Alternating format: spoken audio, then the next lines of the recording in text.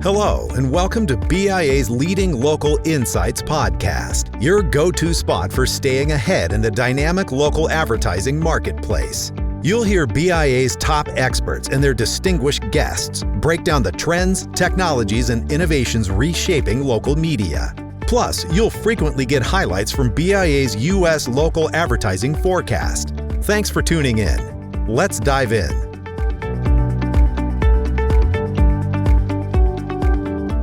Hello, and welcome to BIA Advisory Services Leading in Local Insights podcast. My name is Celine, and I'm the VP of Insights and Analysis here at BIA.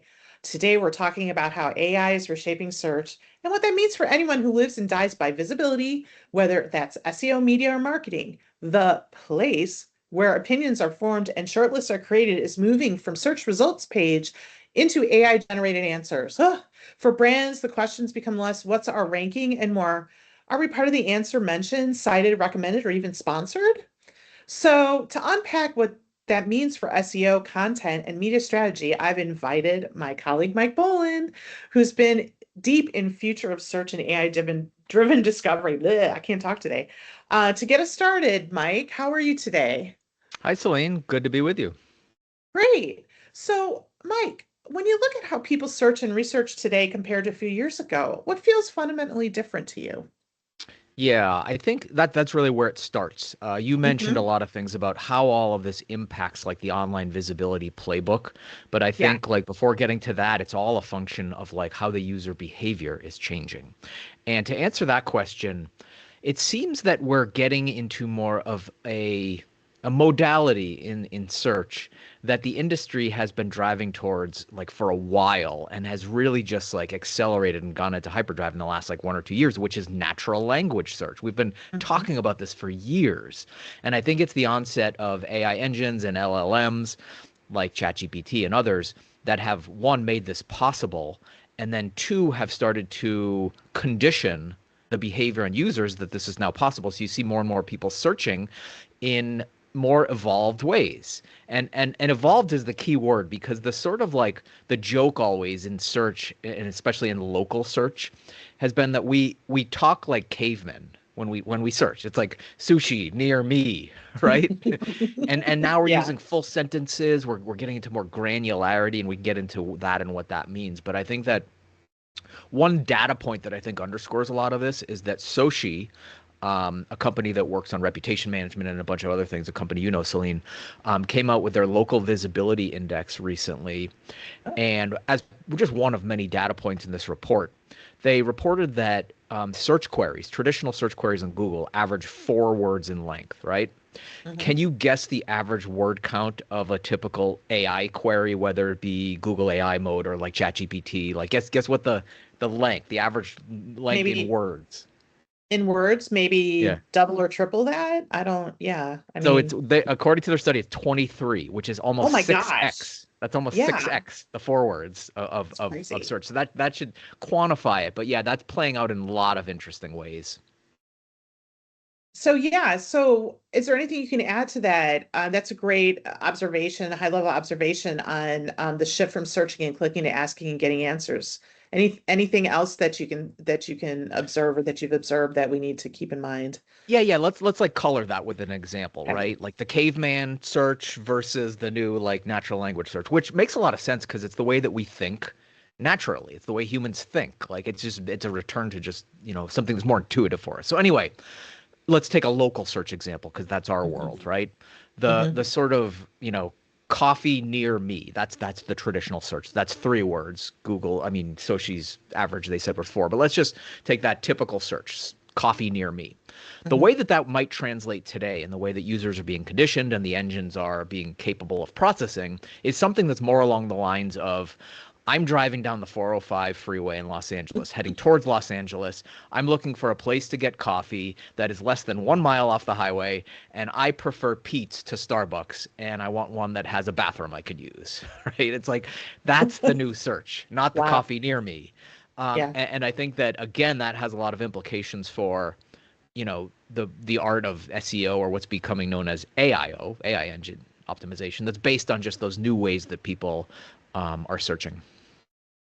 That's crazy. Yeah, I could see where that makes a big difference. It's also very helpful because it's very personalized, right? Yeah. Um, when you look at the tools that consumers are using, like ChatGPT or Google's AI overviews, what do you think they change most about the way people research products or make decisions?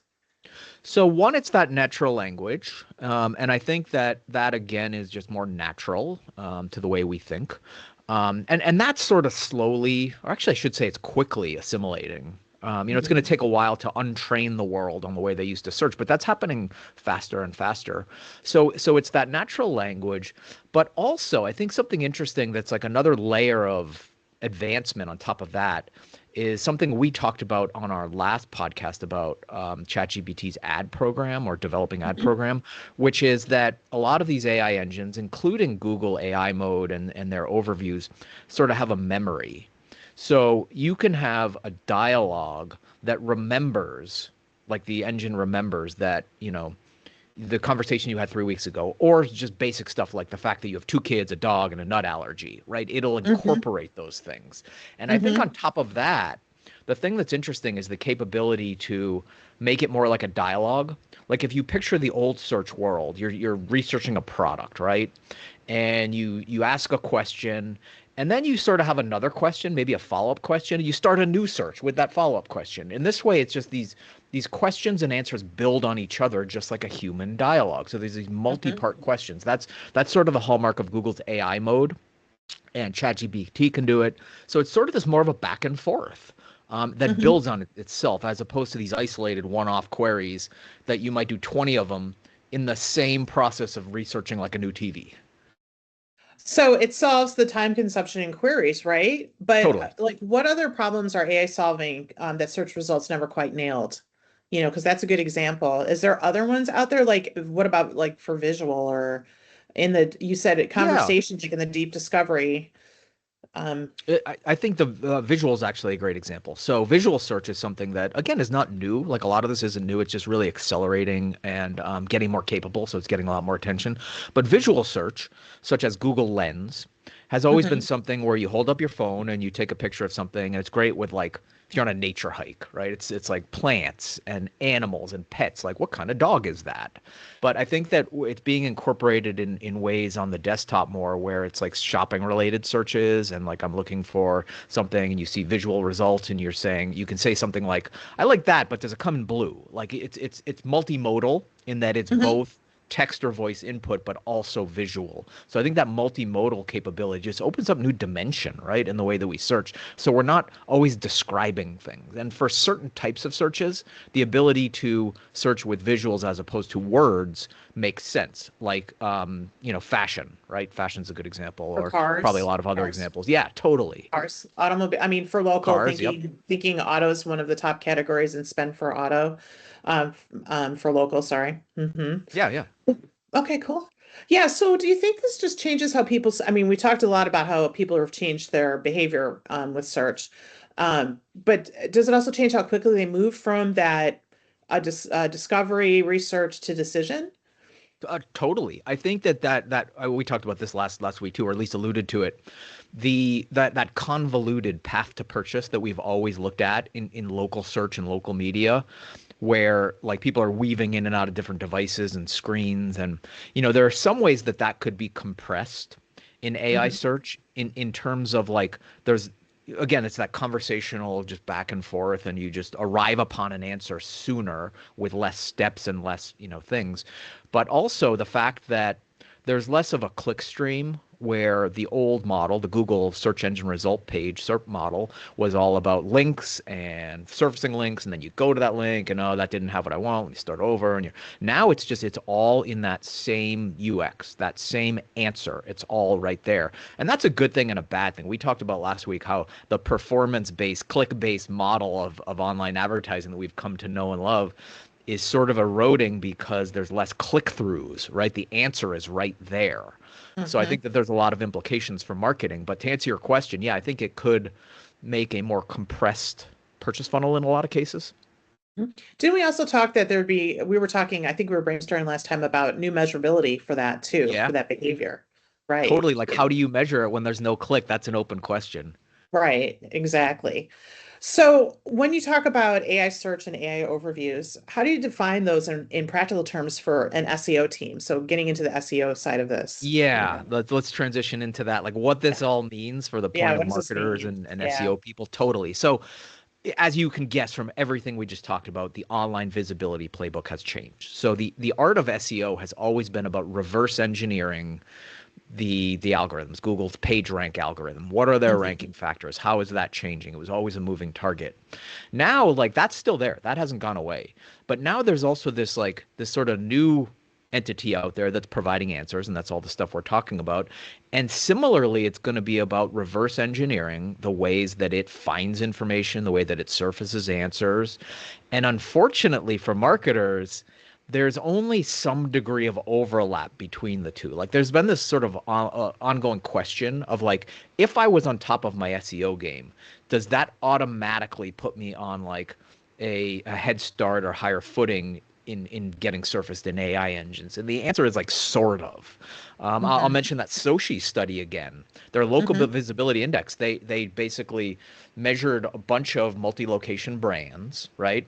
And their search engine visibility and who was like performing best, and then their AI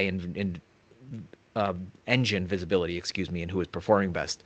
There was a 45% overlap in brands in the top 10 of each of Mhm. those two respective lists. So that Mhm. sort of quantifies that like those who are doing well at SEO, some of them are also doing the right things with AIO, as we're calling it, AI Mhm. optimization. So you sort of have to do the same things you are already doing with search and SEO, but also this new set of rules. And we can get into what those are, but that's just like an overview on like what these marketers are now faced with in having to sort of like serve two masters and appease the gods of Google and now also the LLM gods. Well, yeah, I mean, because like Google, there's people have built careers off of good SEO, right? And Totally. it's the keywords, it's the content, and all those things have rankings, it's reviews, it's new content, original, and AI is that, but more, right? I mean, Yeah. because it's so what sources are they pulling from that's Yeah. different? Do you know? I mean, Totally. Yeah. Yeah. Let's okay. get into a few of the Because I differences. don't. But I kind of know. I sure. think we talked about like I know that they're pulling from more from video because it's Yep. easier. That's an Video. easy one. So because Google does the transcripts and they look at that. They don't actually watch the videos for those out there, but Yeah, no, those yeah. transcripts are gold Yeah, mine th- for for yeah, for those are a gold LLM mine for training. resources. Totally. And there's also, I think there was just a lawsuit too. There's a bunch of educators that are suing Google and YouTube because they scraped for educational purposes their YouTube videos and they're going after them to train their model. And I think we're Yeah. going to see a lot more of that, but that's how I know that. So I'm sorry, I digress. Totally. But No, what no, else, let's go Mike? over some of those authoritative Yeah, sources of what's AI the engines. authoritative But before we do sources? that, just a really quick note. You Uh-huh. mentioned that there are a lot of folks that have like built a career around being SEO experts and consulting brands on how to, surface higher in Google. I think those folks are actually, or the smart ones, are actually going to be elevated in this new world as opposed Oh to like yeah. disrupted in a negative sense because all the brands out there now have so many more questions than they had before. And I think those SEO folks, the smart ones, are really jumping onto these new ranking factors and how they optimize and all that stuff like that. So, and they're going to be more needed than ever because there's Oh more yeah. question marks and confusion than ever. But anyway, this is all a moving target and it's all about reverse engineering and extrapolation, just like SEO was. So I'll go over a few of them that we sort of know so far, and Okay. I preface it that way because this is a quickly moving Yeah. target. But anyway, let's go back to the example we gave in like the longer, more nuanced local search query. They're driving down the highway looking for coffee. It's somewhere off, within a mile off the highway. Just the granularity in those queries mean that these AI engines have to like dig deeper, right? To answer that level of granularity than traditional search ever has. So where do they find that long tail of granularity? Few places. One is reviews. Reviews are more important now than ever. Yelp reviews, because you have just like these endless scrolling pages of like people talking about these things. So that's where the LLMs are going to train themselves to get these answers and synthesize the answers to these questions. So reviews is more important than ever. So the implication for marketers is it's always been pretty important to work on your reputation management and manage your reviews and respond to them and cultivate them and all that good stuff. That's now more important than ever. Another one, for a very similar reason of that long tail content with all that granularity, is Reddit. Reddit is the new golden goose of LLM, this AIO, this developing art of AIO. Be on Reddit. Make sure you're there. Make sure you have an account and cultivate your brand and mention your brand and monitor it and all that good stuff. Another one, again, based on the ways that people are searching because they're asking questions instead of just typing in keywords, is FAQs on your website. This is a low-hanging fruit one. It's harder to get people to write good reviews and get people to talk about you on Reddit. Low-hanging fruit, just put an FAQ on your website. Wow. And that sort of helps the engines see, oh, there's a question and an answer. We can work with that because that's the same way people are searching. And then another one I'll mention is citations are back. Citations used to be a very prominent Google ranking factor. And then there were a number of years where all the SEOs and Google was saying that's not as important anymore. And what I mean by citations is make sure you're mentioned by the trade press or make sure you're on the local Chamber of Commerce membership website. Google used to treat that as authority. And now they sort of pulled back from now. That's now more important than ever. And one tactical takeaway I heard recently is go back to issuing press releases. Issue press releases, wow. on free wire services like PR Log or just on your website. So that's another one. Press releases and then I'll mention something that is actually that LLMs are not paying attention to that Google has, more importantly. So Celine, this in the past, 5 years or so, Google's been paying much more attention to technical SEO.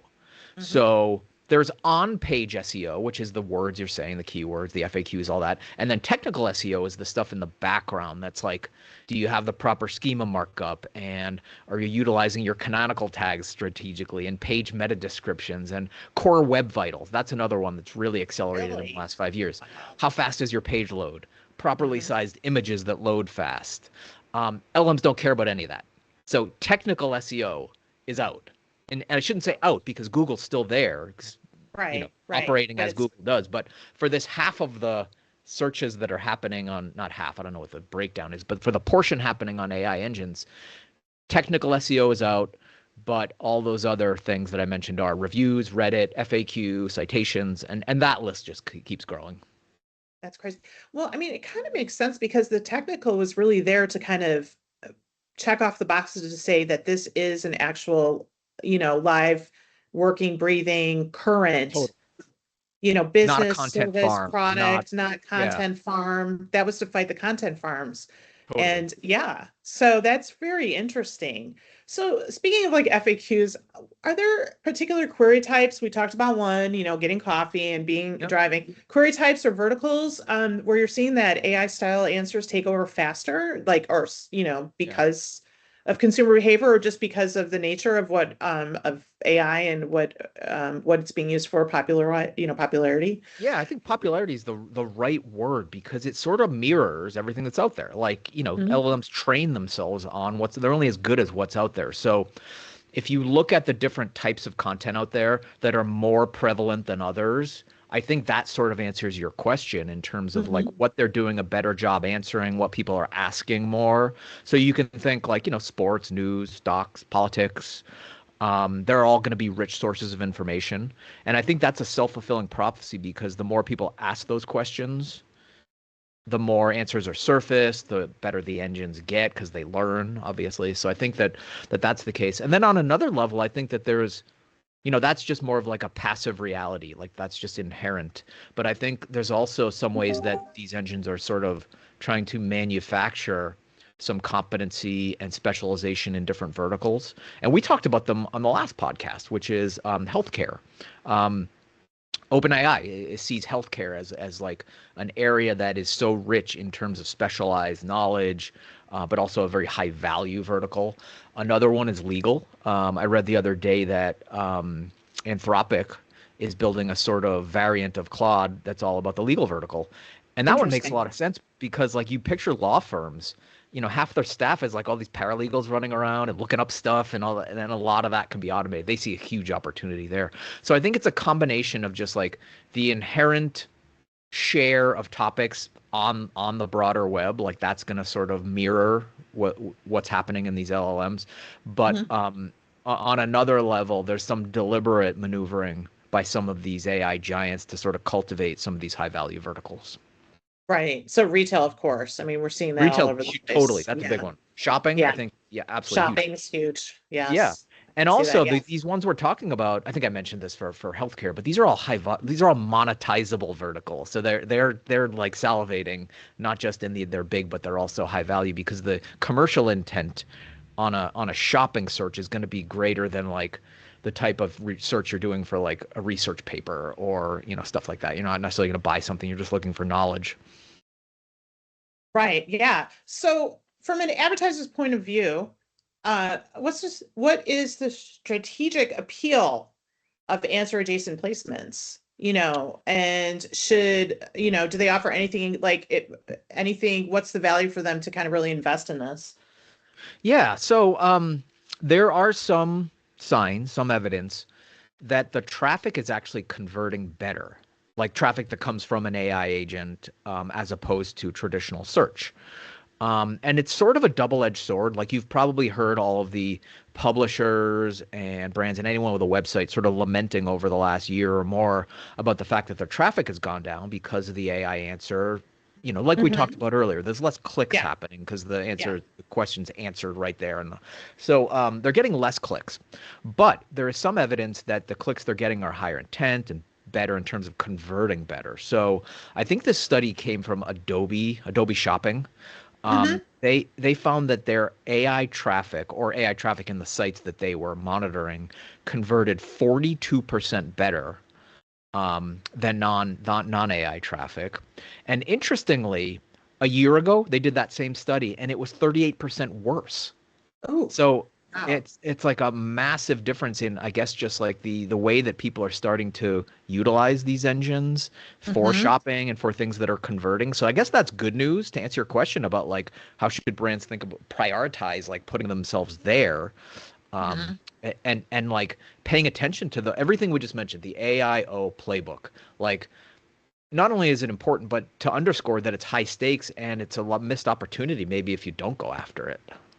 Right. I mean, because your competition could be, right? So Exactly. it's like, yeah, yeah. So, we talked about a couple changes. Is there anything else that a brand or marketer should prioritize in the next 6 to 12 months for SEO strategy against AI answers? Anything? Can you predict the future? Anything? Well, I would say, or make a guess, a good educated based on all your knowledge and experience? yeah, I would answer it this way. The stakes, I think I just said high stakes, right? The Stakes, the yeah. degree to which all the stuff we're talking about, how heavy it is, how much gravity it actually has, is only going to grow because it is a direct function of the number of searches that people are doing on, like they're turning to ChatGPT instead of a Google traditional search. The more that happens, the more market share that AI engines gain in terms of like query volume, the more important it's going to be to pay attention to all this stuff. And I think that's only going to grow. So I think like in terms of the how and something more concrete or tactical, I would say that marketing teams need to learn this stuff, become experts in AIO, play with it, learn by doing. I think that, that should be just an extension of the things you're already doing. And don't ignore it. Don't let it catch up with you. I think that's very important because it's happening so fast. Right. Yeah. Well, and talk to your SEO consultants too, because they're on top of it, apparently, They right? are. Yeah. So, well, Mike, thank you so much for being here today and sharing your thoughts and insights. We always appreciate, I do. We always appreciate your value and time with us, right? Um, so any other parting knowledge? Are we good? No, this was fun. Thank you for having me. And what I'll say is like to echo what I just said, which is this is moving so fast. Like we could do another episode in 2 weeks on the same exact topic and probably have like a new list of, ranking Well, factors. So this is going to well, be moving quickly and we're going to stay on top of it. yeah, I think I would love to have you back. I think we should, circle back on this in a couple in a couple weeks or a month or so and see what's changed. That would be a great follow-up to this. And for everyone out there listening, thank you for joining us. And we might have another one coming soon. We hope you're enjoying our podcast this year. And if you have any topics or you want to see us talk more about this, to suggest, or you want to come on in as a guest, reach out to us at podcast@bia.com. We look forward to bringing you more insightful conversations on local media throughout the year ahead. Thanks. Thanks for tuning in to the BIA Leading Local Insights podcast. Stay a part of our community by subscribing so you never miss an episode. And we want to hear from you. What topics do you want us to dive into next? Email your ideas to podcast@bia.com.